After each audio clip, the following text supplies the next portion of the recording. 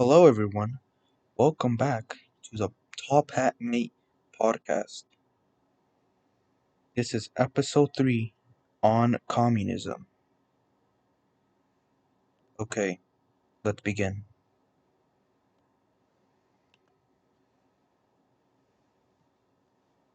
So, the first video we have here is Did Socialism really fail?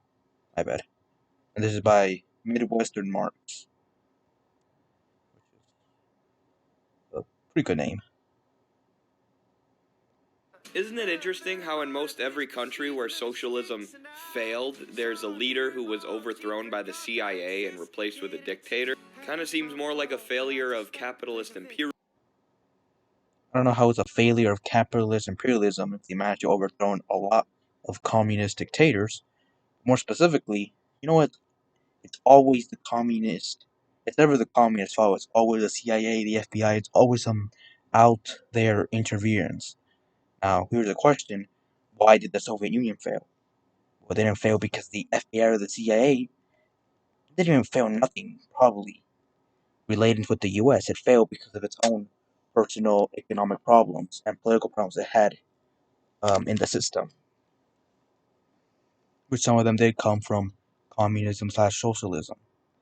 So no, it wasn't all just the FBI or CIA who managed to fail every single time a communist or a country became communist. Than socialism. Okay, that was a bit short, but we have a longer short of him by the same guy. So, a friend of the show recently helped me uncover that some of the animated YouTube history channels are being funded by the NED, which is an arm of the US State Department. And they're using these well-produced history videos to push kids towards the neoliberal, Western-centric view of history. And there's a lot of these types of channels and videos. So in addition to exposing their connections to the US government and ruling class, we're going through and breaking them all down one by one. Deconstructing these videos that condemn any sort of people's revolution while glossing over the crimes of Western imperialists, or supporting them in many cases. There's a reason that the NED and US State Department spend so much money pumping out this style of content. It's very effective, especially on kids who think that they're doing a good thing and getting informed, or who use these videos for class. But they're being fed propaganda while alternative narratives are being suppressed. But that Yeah, so now we could spread leftist propaganda. So let's begin with the first claim. that's why Midwest, which is an arm of the US State. The first claim was that some of these YouTube channels, these history YouTube channels, are connections with the U.S. government. If it is true, that is bad.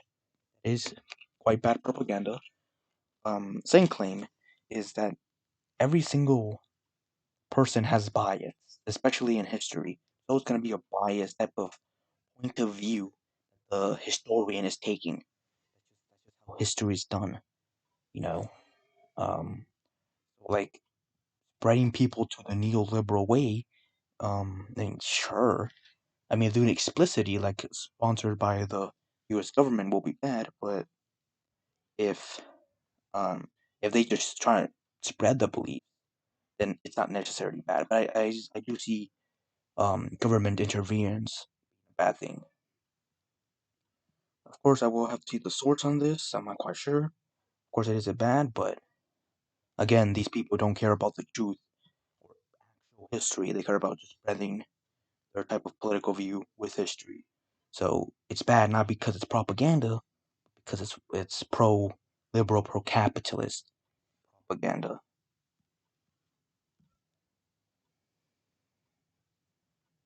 Okay.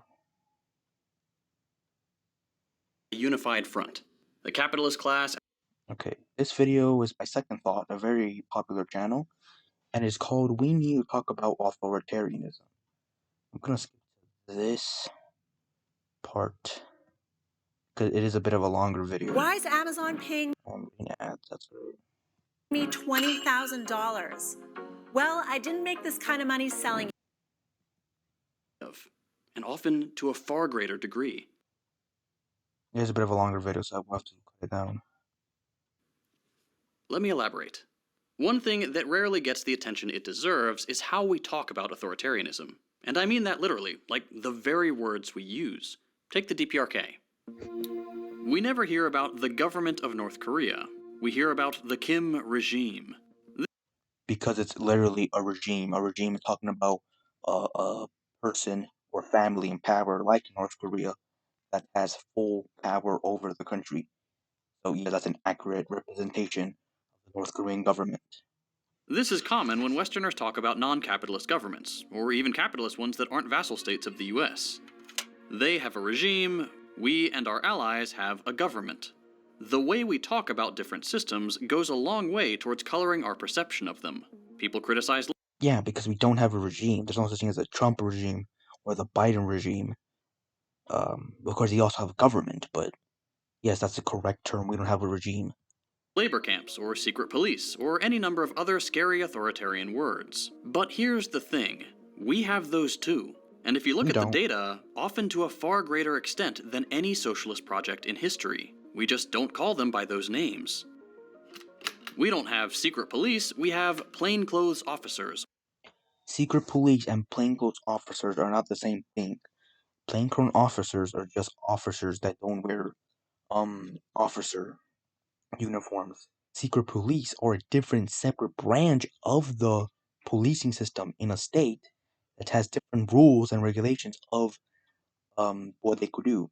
And most likely they could take you out like in the KGB or the SS. Um so comparing these two things, secret police and plainclothes officers, is completely stupid.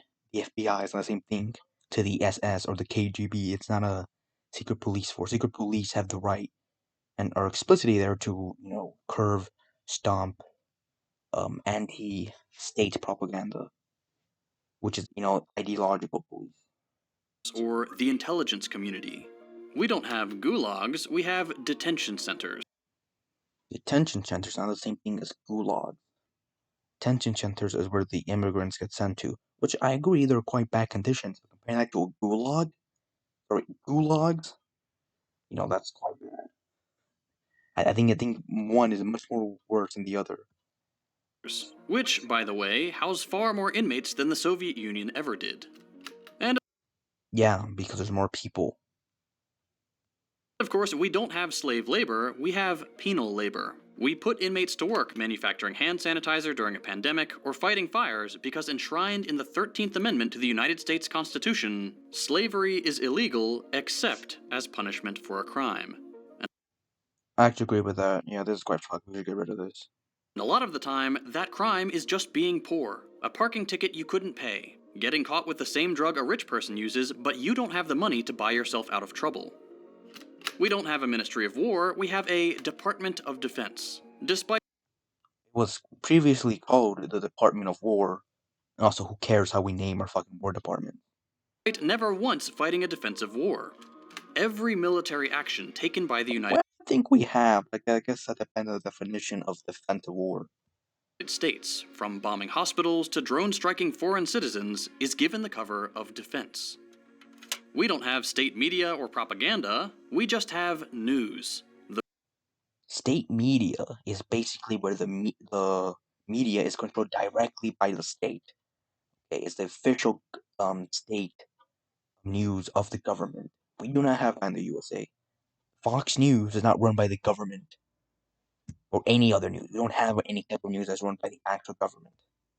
Those news outlets are, of course, all owned by the same corporate interests who funnel millions of dollars a year into government pockets to make sure their profits are secure, and No, not really. Sure, there's corruption in news media, but saying that is the exact same thing as having a state media. We do not have a state media. That is not true. I know you want to believe that there's secret boogeymen, the elite that control everything, and actually we do have a state media. No, we don't. There's no secret boogeymen that control everything. Sure, rich people use their money to bribe news stations or other type form of even government sometimes, to get their own capitalistic gain. But that does not mean that there's actually a secret control over everything on fucking U.S. foreign and domestic policy. That is not true. The media is not controlled by the elite. They all want to do the same thing. Okay, media, and there's also medias have political differences. CNN is going to be covering much more different news than Fox News is. Their anchors dutifully repeat the ruling class's ideological positions. This is extremely dangerous to our democracy. This is extremely dangerous to our democracy. This is extremely dangerous to our democracy. And this is extremely dangerous to our democracy. Wow, you find a very common type of phrasing. That means everyone must be under control, right? Their guys are dictators, ours are presidents. Yeah, because they are. Dictators don't get elected. Presidents do get elected. This is very simple. This is a first grade understanding of politics. Their state has a regime, ours has a government. We are free and happy, they're oppressed and miserable. Our nuclear arsenal is for deterrence. Theirs is a threat to global peace.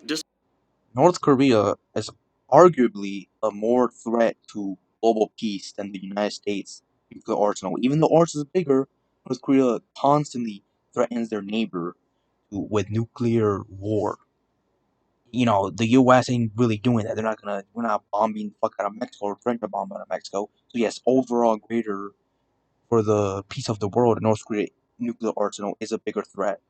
Despite the US being the only country on Earth to have ever used nuclear weapons. And we did it twice. On civilians. On purpose. Yeah, that was 70 years ago, and that's fucking irrelevant. We have a democracy, they have a dictatorship. Despite, by all accounts, places like Cuba and China having far more representation and opportunity for democratic involvement than places. No, they don't. Okay, checking, do you vote the president again, quote unquote, and saying no, it is not a democracy. Okay, Xi Jinping or Fidel Castro was not fucking elected by the people. Like the US. So the way we talk about government structures, characteristics, and actions matters. Without even knowing it, we have supervision in America, more than 6 million than were in the Gulag under Stalin at its height. And this is coming from an American writer with a thoroughly liberal worldview. It's a poignant comparison because, as we all know, Stalin, Gulags, and the Soviet Union are the trifecta of what the average person sees as phone conversations, text messages, emails. Every single person in the United States is the subject of incredible legislation at Section 702 of the Foreign Intelligence Surveillance Act.